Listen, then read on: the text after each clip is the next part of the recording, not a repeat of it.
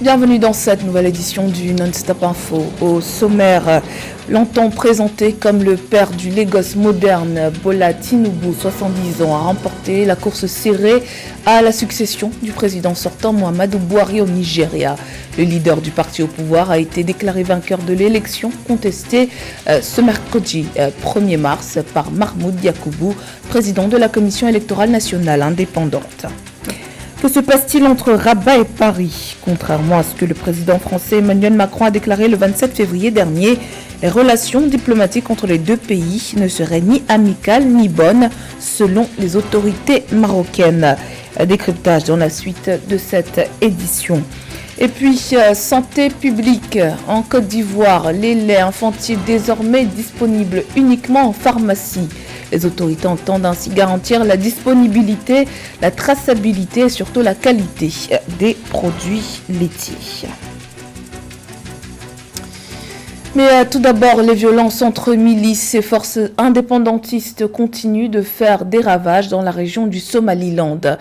Ce jeudi 2 mars, Abdirahim Ali Ismail, le maire de Las Anod, a révélé qu'au moins 210 civils ont été tués et 680 autres blessés depuis 24 jours dans la ville. Notant qu'un précédent bilan donné le 23 février par le directeur d'un hôpital de Las Anod faisait état de 96 morts. Pour rappel, des tensions politiques ont émergé ces derniers mois, menant à des combats entre les forces du Somaliland et des milices loyales au gouvernement de Mogadiscio, principalement dans la région de Las Anod, revendiquée à la fois par le Somaliland et son voisin du Puntland, une autre région somalienne. Ancien territoire britannique, le Somaliland a déclaré son indépendance de la Somalie en 1991, un acte non reconnu par la communauté internationale. Cette région connaissait depuis une relative stabilité alors que la Somalie a été affectée par des décennies de guerre civile et d'insurrections islamistes menées par les rebelles Shebab.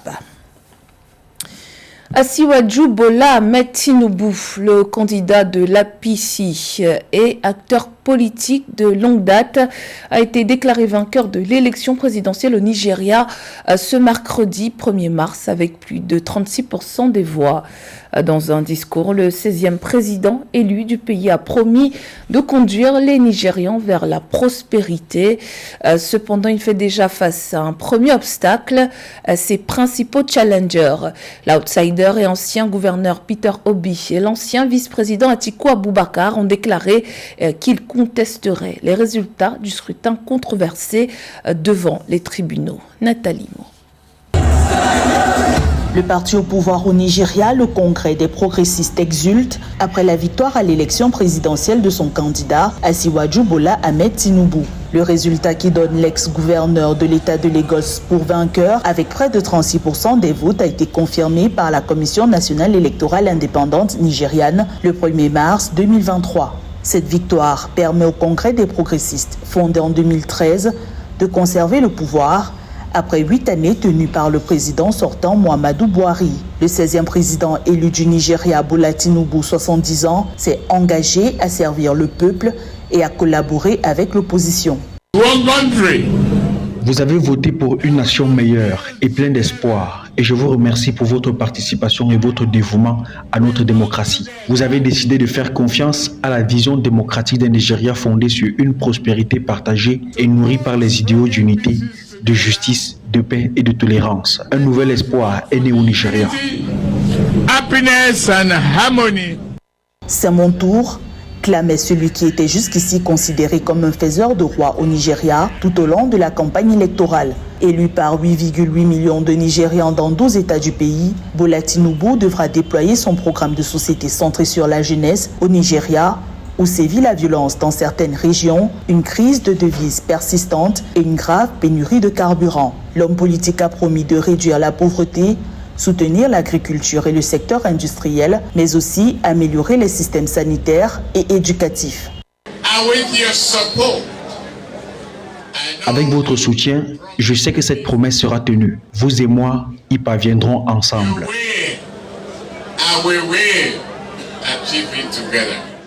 Bola Tinubu a remporté un scrutin présidentiel disputé. Ses principaux concurrents Atiku Abubakar, ancien vice-président, et Peter Obi, ex-gouverneurs de l'État d'Anambra, ont eux aussi remporté les élections dans 12 États du pays. L'opposition nigériane, qui conteste les résultats et dénonce des manipulations massives, appelle à l'annulation du vote et à une réorganisation du scrutin.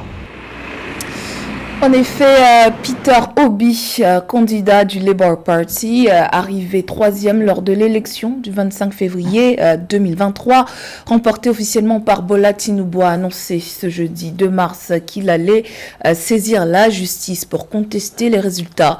Lors d'une conférence de presse dans la capitale Abuja, il a déclaré, je cite, « Nous explorerons toutes les options légales et pacifiques pour récupérer notre mandat. Nous avons gagné les élections et nous le prouverons aux Nigérians. » Près de 25 millions de personnes ont voté le 25 février dernier lors d'un vote largement pacifique mais marqué par de longs retards et la lenteur de l'arrivée des résultats en ligne, provoquant la colère des électeurs et des partis d'opposition qui allèguent un trucage massif des votes. Si un camp parle de relations amicales, l'autre soutient le contraire.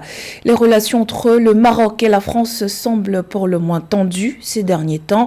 Une visite d'État du président français Emmanuel Macron au Maroc a plusieurs fois été reportée, notamment pour des raisons d'agenda, mais devait avoir lieu en ce premier trimestre 2023. Le Maroc n'a par ailleurs plus d'ambassadeur à Paris depuis début février et aucun remplaçant n'a encore été désigné. Qu'est-ce qui serait à l'origine de ce froid? Élément de réponse dans ce sujet d'Esther Conan. En voulant décrire l'état de la relation entre la France et le Maroc lors de sa conférence de presse, après son discours sur la nouvelle relation entre la France et l'Afrique le 27 février, Emmanuel Macron, qui avait qualifié ses relations personnelles avec le roi Mohamed VI, le souverain chérifien, d'amicales et qui le demeureront, s'est attiré une réponse claire et précise à travers la réplique d'un officiel marocain.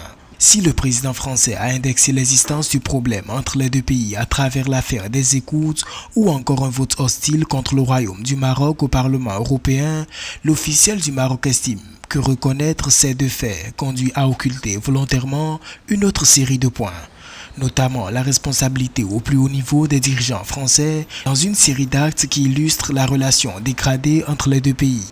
Les relations ne sont ni amicales ni bonnes, pas plus entre les deux gouvernements contre le Palais Royal et l'Élysée. Ces deux points ne sont que l'illustration de cette situation. D'autres points de tension ont été volontairement occultés, notamment la restriction arbitraire des visas, la campagne médiatique et le harcèlement judiciaire.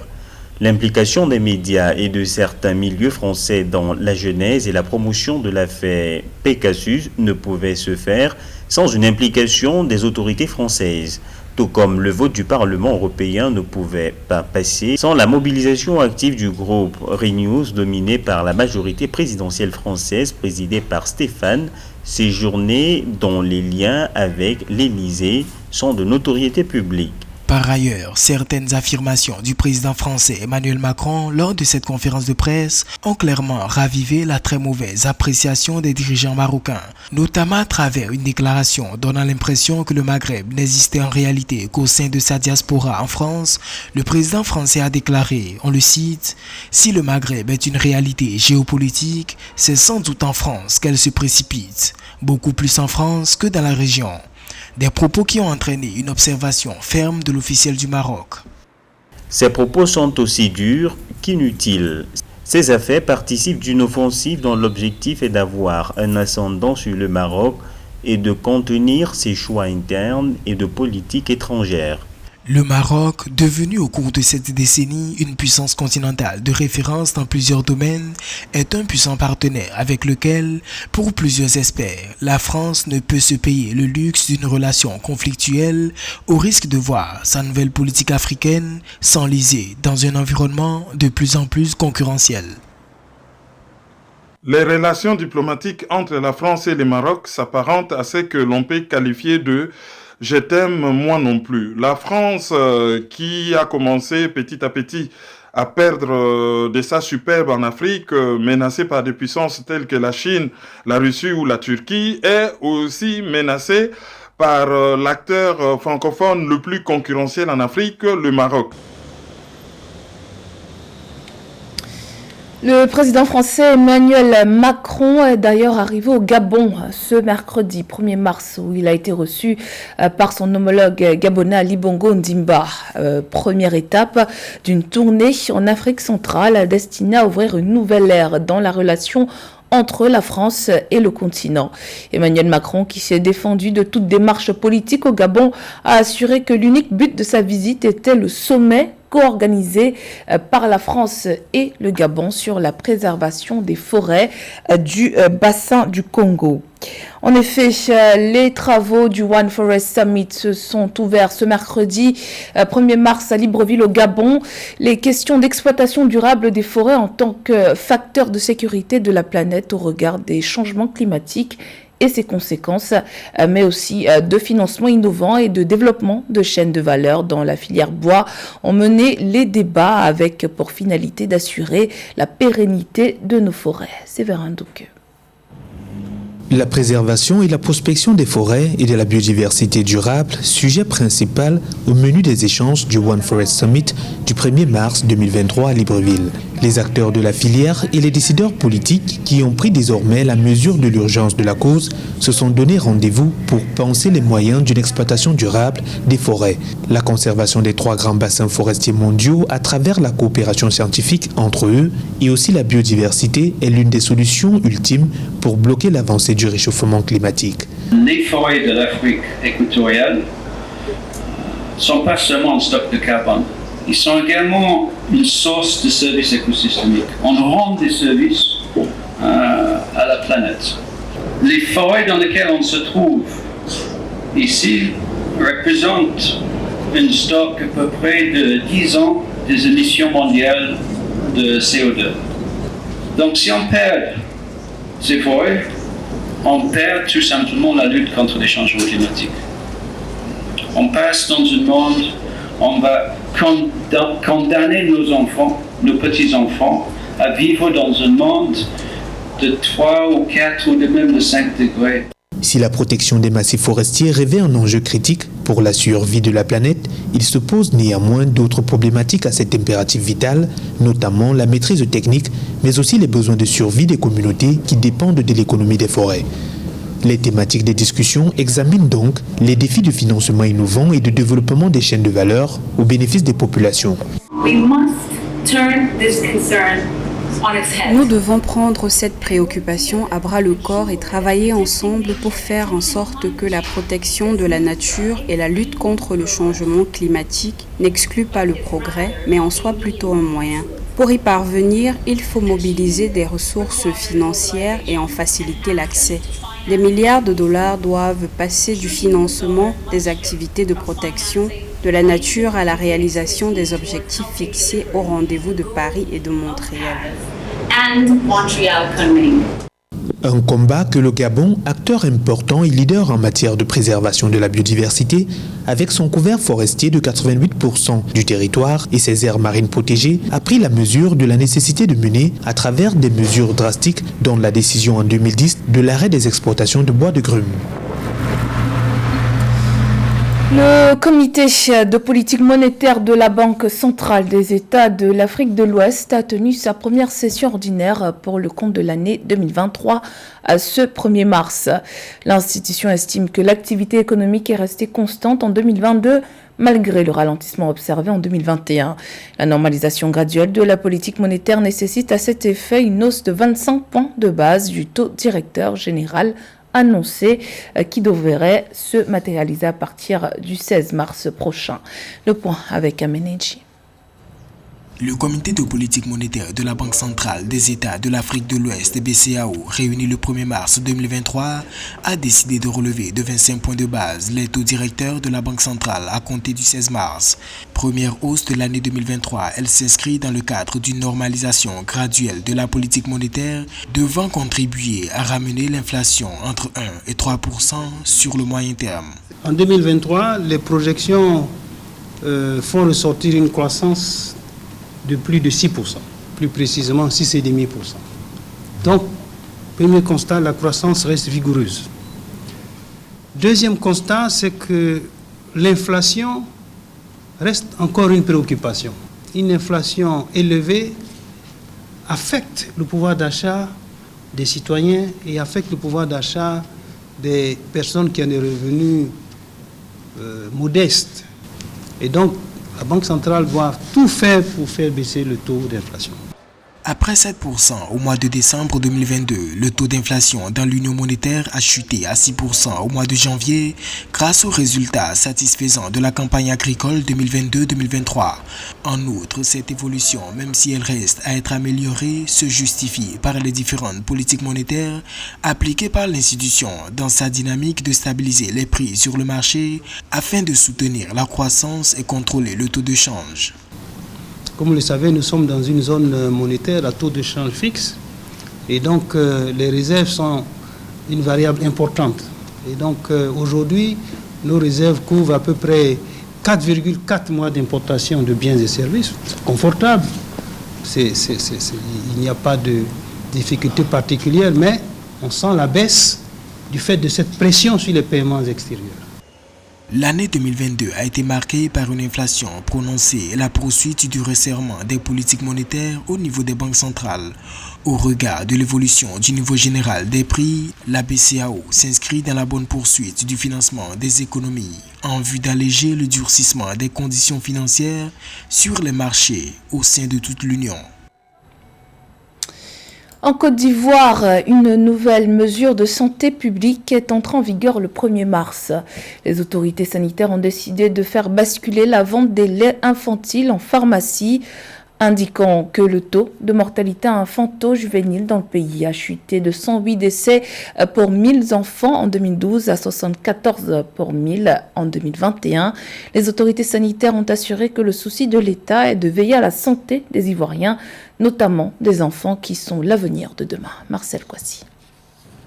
Dans le souci de veiller au bien-être et à la santé des populations, notamment des enfants qui représentent une marge importante de la population, le gouvernement ivoirien a mis en place une série de mesures en vue de faire basculer la vente des laits infantiles en pharmacie et de s'assurer de la qualité, de la disponibilité et surtout de la traçabilité des produits laitiers dans tout le pays.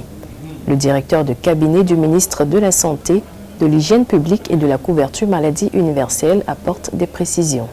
C'est important que l'État veille donc à tout ce qui va être donné à ces enfants qui sont l'avenir de demain. Et la seule façon de pouvoir assurer la traçabilité, c'est de pouvoir faire vendre ces produits-là dans des circuits pharmaceutiques qui sont connus et qui peuvent donc donner l'occasion à l'État de pouvoir intervenir si les circonstances le nécessitent. Concernant l'inquiétude des populations relativement à la vente exclusive des laits infantiles dans les officines, le directeur de cabinet rassure les populations. Nous avons une chaîne de pharmacie importante en Côte d'Ivoire. Il y a un peu plus de 1000 officines privées et à peu près 2000 dépôts de pharmacie. Donc toutes ces pharmacies-là sont distillées à travers le pays. Et vous savez que même les produits, les médicaments qui sont vendus en pharmacie ont des prix qui sont encadrés par l'État de Côte d'Ivoire. Les prix sont fixés par une commission. Et la commission qui fixe les prix enregistre en son sein toutes les parties prenantes. Donc le fait de basculer la vente de ces produits dans les pharmacies ne veut pas dire que les prix de ces produits vont augmenter. À noter que le décret de commercialisation des substituts du lait maternel portant réglementation de la commercialisation des substituts du lait maternel adopté en 2013, suite aux recommandations de l'Organisation mondiale de la santé, entre en vigueur le 1er mars 2023. Les contrevenants à ces mesures s'exposent à une peine d'amende allant de 200 000 francs à 350 000 francs CFA et de 1 à 2 mois de prison selon les autorités ivoiriennes. C'était le journal de la rédaction. Merci pour votre fidélité. Dans un instant, une nouvelle édition de l'actualité sur Africa 24.